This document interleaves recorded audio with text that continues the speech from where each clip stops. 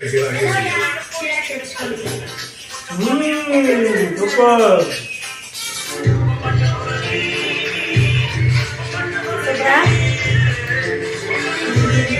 Hi అండి, welcome back to మన channel Srikakulam తెలుగింటి వ్లాగ్స్. నేను మీ లక్ష్మి.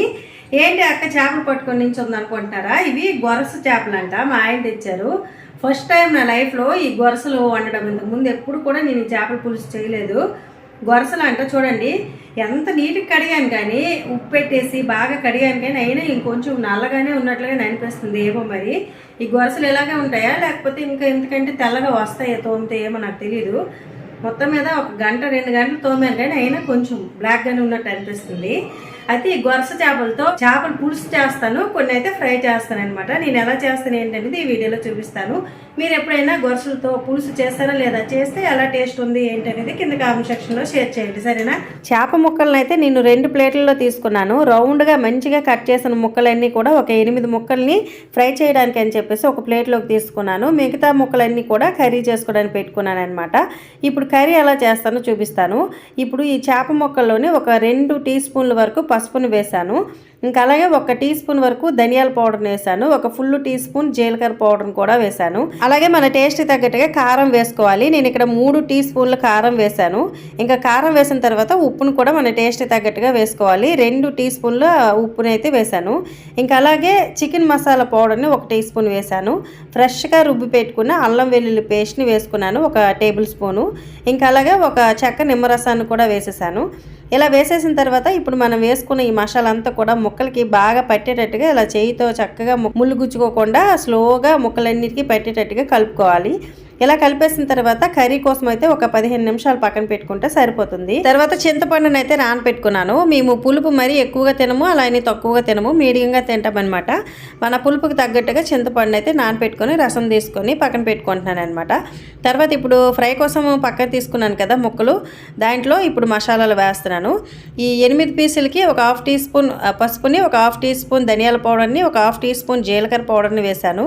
అలాగే ఒక 1/2 టీ స్పూన్ వరకు చికెన్ మసాలా పౌడర్ని కూడా వేశాను. ఒక 2 టీ స్పూన్ల కారం వేసాను అనమాట. కారం కొంచెం బాగా ఎక్కువగా ఉంటేనే బాగుంటుంది.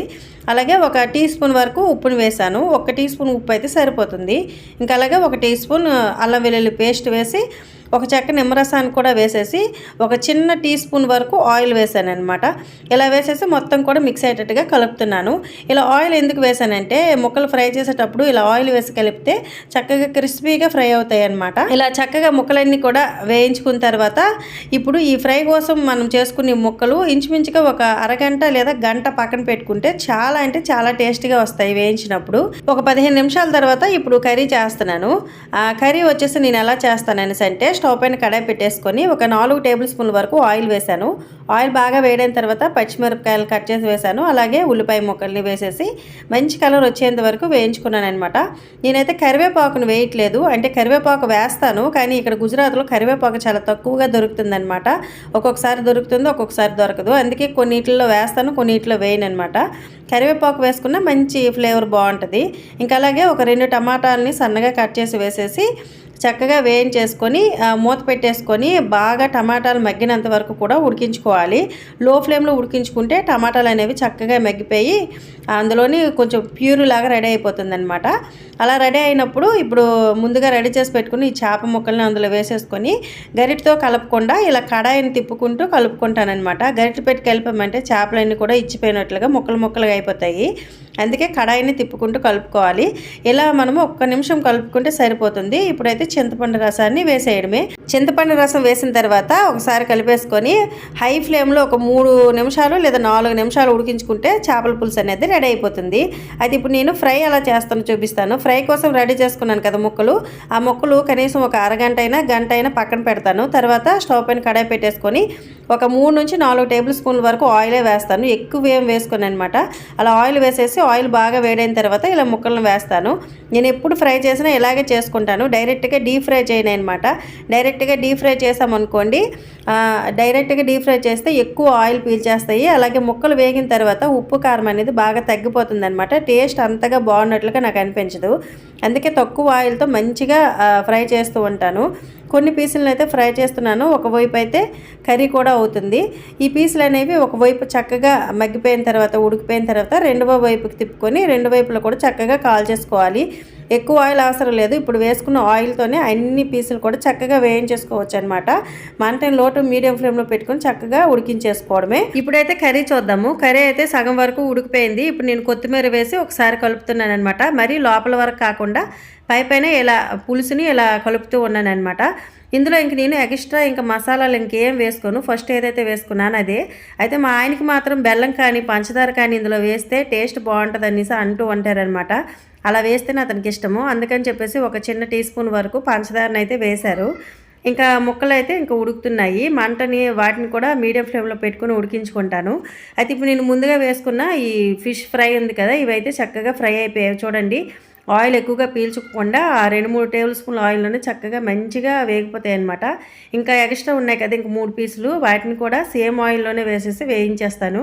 ఇంకా ఎక్స్ట్రా ఆయిల్ ఏం వేసుకోను. ఆ అడుగులో ఉంది కదా ఒక టేబుల్ స్పూన్ ఆయిల్ ఉంటుంది, ఆ ఆయిల్లోనే మంటలను లో ఫ్లేమ్లో పెట్టుకుని వేయించేస్తానమాట. ఇలా చూడండి, ముక్కలు అయితే చాలా టేస్టీగా ఎమ్మీగా ఉంటాయి. మనం వేసిన ఉప్పు కారం అంతా కూడా చక్కగా పడుతుందనమాట. ఇంకా 2-3 నిమిషాల తర్వాత ఇంకా మనకి చేపల పులుసు కూడా రెడీ అయిపోయింది. ఇంకా టేస్ట్ అయితే అద్భుతం అనుకోండి. ఇంకా స్టవ్ ఆఫ్ చేసేసిన తర్వాత ఇంకా చేపల పులుసుని వెంటనే తినకూడదు, అంటే వేడివేడిగా ఉండేటప్పుడు తినకూడదు. కొంచెం చల్లగా అయిన తర్వాత తింటే ఏ చేపల పులుసు అయినా చాలా టేస్ట్గా ఉంటుంది. మనం వేసిన ఉప్పు కారం అంతా కూడా చక్కగా పడుతుంది అనమాట. చేపల ఫ్రై అయితే మాత్రం ఆయిల్లో డీప్ ఫ్రై చేసిన దానికంటే కూడా ఇలా తవ్వ పైన కానీ లేదా కడాయిలో కానీ ఒక 2-3 టేబుల్ స్పూన్లు ఆయిల్ వేసేసి ఇలా వేయించుకున్నవే చాలా బాగుంటాయి. మీరు ఎప్పుడైనా సరే డీప్ ఫ్రై చేశారా లేదంటే నాలాగే చేశారా లేదా కామెంట్ చేయండి. మా ఇంట్లో చేపల ఫ్రై చేస్తే కనుక అందరూ ఇష్టంగా తింటారు. పిల్లలు కూడా చాలా ఇష్టపడతారనమాట. చేపల పులుసు కంటే కూడా చేపల ఫ్రై అంటే అందరికీ ఇష్టం. ఆయన అయితే చేపలు ఫ్రై చేసిన వెంటనే ఏదో పకోడీలో బజ్జీలో తిన్నట్లుగా ఆ చేపలు ముక్కల్ని ముందు పెట్టుకొని అలా పిల్లల్లాగా తినేస్తూ ఉంటారనమాట. పిల్లలు కూడా అలాగే అన్నం తిన్నంత వరకు కూడా చేపలు ఫ్రై చేసిన ఉండవు, ఈలోగానే తినేస్తారు. 2 తెచ్చేసుకొని 2 వేగుతుంటే 2 తెచ్చుకొని అలా తినేస్తూ ఉంటారనమాట. టేస్ట్ అయితే చాలా బాగుంటుంది. నాకు కూడా చేపలు పులుసు కంటే కూడా చేపల ఫ్రై అంటేనే ఇష్టము. నేను డైట్లో ఉండేటప్పుడు కూడా ఈ చేపల ఫ్రైని ఎక్కువగా తింటూ ఉంటాను. ఎందుకంటే ఎక్కువ ఆయిల్ పీల్చుకోకుండా తక్కువ ఆయిల్తోనే చేసుకుంటాను కాబట్టి చాలా ఈజీగా తినొచ్చు అనమాట. డైట్లో ఉన్న వాళ్ళు కూడా తినొచ్చు, ఏం కాదు. ఇంకా నేను ఏది చేసినా కానీ పిల్లలకైతే ఫస్ట్ పెట్టేస్తాను. అంటే మార్నింగ్ కానీ మధ్యాహ్నం కానీ నైట్ డిన్నర్ టైంలో కానీ పిల్లలకైతే తొందరగా తినిపించేస్తాను అనమాట అన్నము. ఆ పిల్లలు తినేసిన తర్వాత మా ఇద్దరం తింటాము. వాళ్ళకి నిద్ర వచ్చేస్తుంది కదా, అందుకే ఏది చేసినా తొందరగా చేసి వాళ్ళకి తినిపించేస్తాను. పిల్లల కోసం అని చెప్పేసి చేపలు ఫ్రై వేశాను, ఇంకా చేపల పులుసు వేశాను.